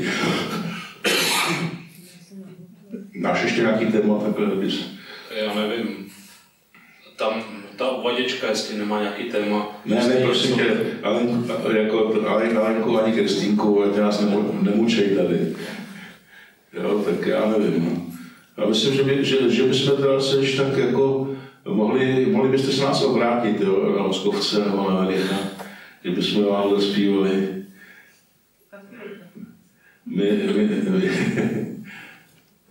My nic nemáme, my na nic nedbáme. Ze století do století jdeme. Nevím, jestli chcete vidět nějakou záležitost, která by pro vás byla zajímavá, tak ještě vám něco říct můžeme. Vyčerpaní jsme každý jiný. V případě se můžeme to jako házet jeden na druhý, jo. To je taky výhodné, jak jsou dva, tak vždycky jako to můžete se do toho druhého schovat. Oba pochopitelně máme furt úsledu i v rámci jednoho druhého, co jsme kdo komu neudělal nebo naopak udělal, takže... Jo, je to chutný, dá se to i chutně jako volit, no. Takže my vám samozřejmě přejeme příjemný zbytek večera, my jsme tady tak se dotkli některých věcí, protože si myslím, že ty závažné věci jako asi nás teprve čekají. A takže... Závažné věci jsou ty poslední. No. Ty poslední věci, ty jsou závažné. Takže kdybyste se chtěli o cokoliv zeptat, tak samozřejmě jsme tady dva, my se málo kdy vidíme, protože Karel prostě buď vodí děti k maturitě, nebo do školky, nebo do jeslí, nebo navštěvuje porodnici, takže má málo času. Jo. A já zase jako musím běhat po těch potocích, jo, protože musím počítat, kolik vody jako Šumava ještě má a stravuju tam veverky a počítám divoký prasata, takže taky moc. Zrasovaný jsme víceméně oba stejně. Jo, dobře, no, ty tím pivem a já... Pivem a dětma, on... Já to poezí, samozřejmě to taky docela jako tvrdá dřina. Dobrý, no, tak jo, tak prosím, pléno. Myslím si, že by tady ještě jako měl být na nějaký to povídání ten Jirka Staněk třeba. No, Jirka Staněk, to je záleží na knihovně, to budu no, někdo právě já to nadhazuju. Jo, jasně, no, tak jako Jirka by potřeboval někoho k sobě, jo. A to otázka koho, že, protože... Jirka Štěpánka třeba. No, já bych viděl spíš toho druhého. Nebo Martina. Jo, Radka, vlastně Radka. No, to si bylo úplně, no. Máš se rádi, tak drží spolu basu. Tak slyšíte to z knihovny? Jo, to není jako... Ne, my jsme tady samozřejmě, aby to pokračovalo dál. To je ta štafeta, jak tomu říkám. No, není ve světě nic důležitějšího v rámci regionu než kontinuita. Jo? A tady vlastně vidíte nějakou kontinuitu, protože já můžu umřít dřív než on, ale nějakou dílčí prapodek zvednu já a zvedne on. To otázka je jako vlastně ty kontinuity, jestli dřív nepřijde inkontinence. No, to je otázka, ale Livkovo žák je on, ale já tam navazuju. Teď jsem kupoval část Livkové pozůstalosti, kterou vlastně rodina gratuluju. Nebyla schopna. Zase jsi mi to vyfoukl. A pochopitelně takovéto regionální souvrství, nebo jak to nazývat, tak by prostě mělo fungovat. Jo? Možná, když je tady ta Julie Jedežná, teď už já na ní ukazovat nebudu, nicméně si dovolím jednu takovou strákonickou impertinenci z let 70. A existuje jeden román, který tady vznikl. Nikdo o něm ze strákonických neví. My ho máme teď v rámci pozůstalosti Josefa Dežného ve Volyňském muzeu, což jako pochopitelně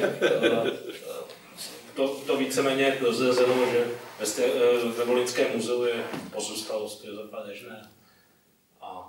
To je román, kde vystupuje v 70. letech většina důležitých osobností kulturních Strakonic. Já nevím, jak jsou tam všichni pod schovanými jmény. Tehdejší ředitel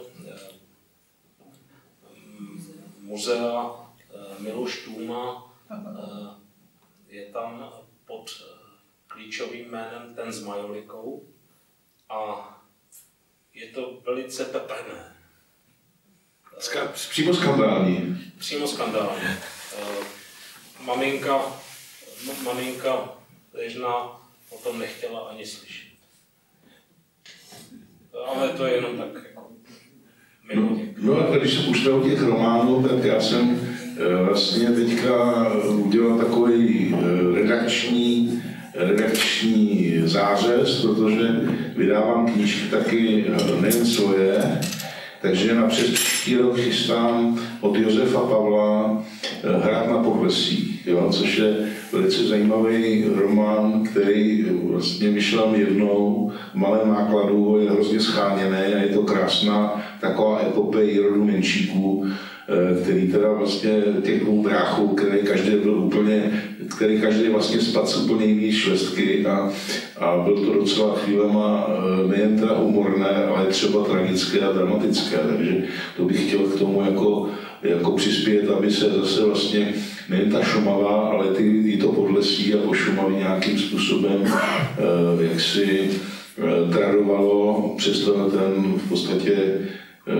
legendární román. Tak jenom na tím čtenáře na rok 2025, jestli budu živ. Pochopitelně v tom románu od Josefa Pavla je Menšík zveličen, to znamená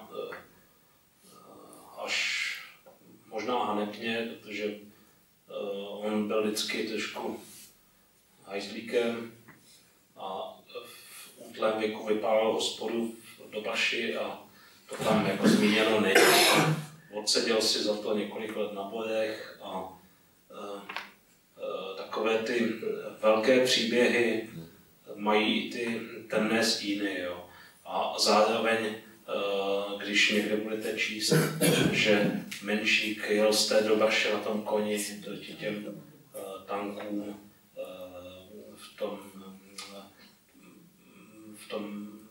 při té okupaci, tak je to nesmysl, on tam je, to je fikce. Maximálně ležel ožralý příkopou, když ty tanky jeli okolo. Už tehdy byl jako natolik starý, že by toho nebyl ani schopen. On jezdíval tak do Volyně na ty společenské akce a pak se sotva dostal zpátky. Jo, víceméně jakákoliv postava má ten pozitivní rámec a zároveň ten negativní. No. Ale je tam krásně vylíčený život těch lidí, no, prostě. No, to bych jako bral jako velký pozitivum. No navíc ještě k tomu já chci právě přidat ten Menšíkův rukopis, ty pověsti dobržský, který zase jsou kouzelným jako vlastně záznamem folklorním, no, takže je to také trošku jako ještě zvelebí. Já bych řekl, že já i Fibich jsme temní i jemní, takže pokud se nechcete na něco ptát, tak my klidně zásneme. Dobře. No Karle, ty už si vypil 2 nebo 3. Kolik si vypil? To je víceméně reklama. Takže to je vlastně jako dneska to byla 3 pivní přednáška, Karle. Tak to si se moc nepochopil. Takže ještě nějaký dotaz. To je pivové, takže... Ne, jasně, to je pořád. Akorát teda jako nechápu, proč tam není tvůj portrét na tom, ne? Když ještě ten hlavní jako tady jako duch toho pivové. Ne, tak pokud se chcete ptát, tak ještě budeme povídat. No, já už nevím co, jako... Ale každopádně děkujeme za ten podvečer, že jste to s náma vydrželi, protože dneska to jsou takový jako nikam se nehodíme moc, no. Takže krásný podvečer. Když pan Fibich se vás vidím poprvé v životě, že jo, zase jsem od vás víc nešet a já nevím, co všechno, to tady manželka mi to dotlačila. Vy jste tak hodnej. Ne, opravdu takhle. A mně se jako líbí, jako, že se zajímáte o ty toky a tohle všechno, a když mě vždycky manželka máme na tu Šumavu, na tu zaniklou, jo, jak je tam všechno vystřílené a vyházení, a ještě mě už takhle říkám, když už jim vadili ty kostely, jo, tak proč zrovna to vodní hospodářství, který tam tak fungovalo, bylo tam tak krásný, jako, tak to museli zlikvidovat totál. Jo. To je si Schwarzenberský kanál, to je to všechno, to je tragédie. Jo. To je, já nevím, a my se k tomu všichni stavíme, jako ty lidi se tam nadřeli jako kobily. Jo. Dělali za, opravdu, že to vědnu, jako zprostě, abych se vám trošku věnoval, dělali za hovno. A my si toho, jako, nikdo si toho neváží, když se zeptáte parku, prosím vás, co to je Schwarzenberský kanál? A oni řeknou, no, to nemá význam, to ztratilo význam, to víte, to jako my nemáme jako vůbec nejmenší zájem o tom, aby se s tím něco dělalo. Přijdete na druhou stranu hranice a oni využijí ty Rakušani, jako se to, aspoň tam občas vyspraví nějakou tu spáru, aby to tam jako trochu fungovalo. No. Takže takhle, no. Tak ve finále maximálně na té Šumavě ještě, když jsou tam ty harvestory, že udělají ty jiný potoky a jiný stezky a jiný takovýhle, to je taky zajímavý, že tam udělají víc užitku než ty koně, který tam tahali. No. Že ty koně šlapali hodně do hloubky, jo. No a když to ty harvestory to tam jako rozjezdí a ono je to váčný, ale že tam tečou ty potoky někam jinam, to už nikdo neříká. No, to mě jako zajímá, jo, to je fascinované, že se staráte, že to je problém, mapujete tuhle ty věci, to je hrozně hezké. Ale to je hrozný problém právě s tím, že tohle se dá nazvat jediným slovem, a to je odcizení. Jo? Že v podstatě jsme určitý věci v našich dějinách jako nebereme za svý. Jo? A to odcizení vlastně způsobuje, že potom jako ta péče jako není tím směrem vyvíjena, jo? Co je odcizeno. Jo? My jsme si to vlastně sami odcizili, ne že nám to někdo odcizil, ale my jsme se jakoby od toho odcizili. Čili tady vlastně je obrovská práce, jak nějak vrátit ty nepříjemné otázky do těch dějin a nějak je přijmout. Jak říká Karol, prostě pravda je více četná. Jo? A že vlastně z tohohle teprve můžeme nějakým způsobem někam růst. Jo? Že to není něco, co vlastně zdegenerovalo a prostě se to rozpadne v prach. V mých očích je to tak, že je problém vůbec šumavského parku, což je cizolidá záležitost, zároveň dalších lidí, kteří se na to napojují a dneska to nejde vyřešit. Jo? To se mělo, řekněme, při začátkách v rámci 90. let. Já třeba mám obrovský problém se železnicí, proč vlastně železnice nefunguje. Jo? Nikdy. To se mělo vyřešit v roce 90 nebo 91, 92. To my jsme se dostávali někam, kam vlastivědní pracovníci ani básníci nepatří. Jo? To bychom plakali a stěžovali si a házeli někam vodou do koutku. V podstatě tam je ten problém, jo? Že tyhle ty věci se dají řešit, jak se říká, do třetího kolena. Jo? Bylo prokletí do třetího kolena, jo? Nebo byla nějaká msta do třetího kolena. Že teprve až jaksi odejde i to třetí koleno, ta třetí generace, tak pak vlastně se ta hysterie stává tou historií. A už se na to dá dívat nějak věcně a možná to i věcně řešit. Ale problém je s tím, že my vlastně jsme pořád nějací ředitelé zeměkoule a prostě něco uměle řídíme. Jo? A chceme, aby se to vrátilo do tohohle stavu, do tamtoho stavu, ale nic se nedá vrátit. Jo? To je jako vlastně záležitost nějaký trvalý udržitelnosti. Trvalá udržitelnost je v podstatě, aby ty věci byly, jak byly předtím. Ale kdy předtím? A dá se to znázornit prostě úsečkou. Jo, to že prostě pořád se to nějak drží. Ale skutečný život, jak se promítá, jako když vám dělají EEG, tak je vlastně tohle, to je skutečný život. Nahoru dolů. No. Víte, že vám srdce bije. A to tež jsou vlastně vzepětí, pády, jo, krize, které vlastně pro člověka znamenají nějakou velkou příležitost k transformaci té společnosti, k těm myšlenkám, k odhození toho, co vlastně je vyžilý nebo nějakým způsobem už nefunguje. A to jsou vlastně ty věci, které přesahují možnosti jako toho státu a i jednotlivce. A je to něco, co je snad nějakým způsobem důležitý jenom pro osobní přijetí, jo? Že nějak jako člověk sám se s tím, jako, že to přijme jako bez všech jako obezliček, jo? Že to říká ano, já vlastně žiju v době, která v podstatě neustále jako nějakým způsobem touží zmrtvět. Jo? A že vlastně ty konflikty to spát nenechají, samozřejmě tu čáru, ale že takový ten skutečně ten harmonický to vlnění, protože vlastně vlnění je energie, jo? Energie je život, jo? I voda se vlní, jo? Když jsme u té vody. Voda je úžasný médium, který přenáší myšlenky, barvy, vůně, chutě. Je to něco, co vlastně, z čeho bychom se měli učit, jak být lidmi, jo? Od vody, bych to tak viděl. Já když jsem před už x lety pracoval v Písku, tak za mnou chodil nějaký pan Kála. No, Ondřej ho možná zná, taky nevím. Nevím, jestli jsem mu o něm vyprávěl. A pan Kála za mnou chodil a nosil vždycky 2 igelitové tašky. A říkal, nesu vám dílo. Jo, což je moc hezký. Dílo.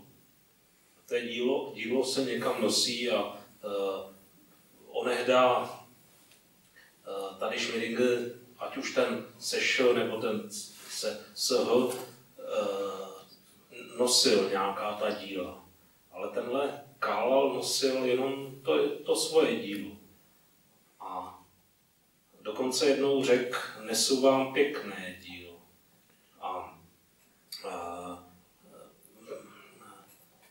možná znáte Smetanovu lhotu. Smetanova lhota. Ve Smetanově lhotě jsou 2 důležití rodáci. Jeden je Dino Koller, to je ten, který kopá takhle nohou, nevím, vynikající hlavičkář. A hlavičkář, fotbalista.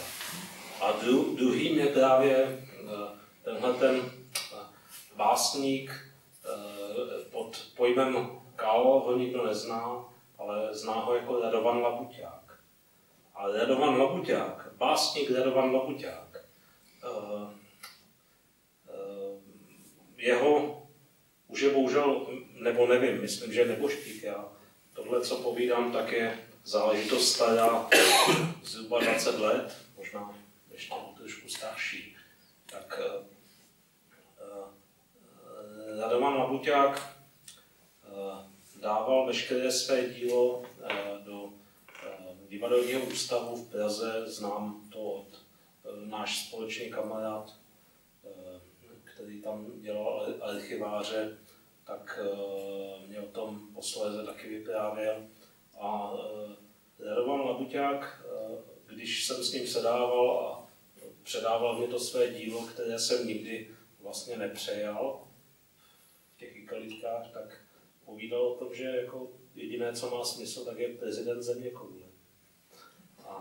A zároveň i nějaký jeho dílčí podsmukové, nebo jak to nazvat. Svět je natolik těžký a natolik lehký, že má fůru děl i koutků pro Labuťáky, pro Fibichy, pro Skalické. No rozhodně, jako když je lehkej, tak se dobře hlavičkuje Dinovi. Oni se možná nikdy nesetkali, jo? To je další věc. Takže lehkost světa je zároveň těžkostí světa. To, co Dino zvládne lehce hlavou, my neseme na plecích hodně dlouho. Děkujeme.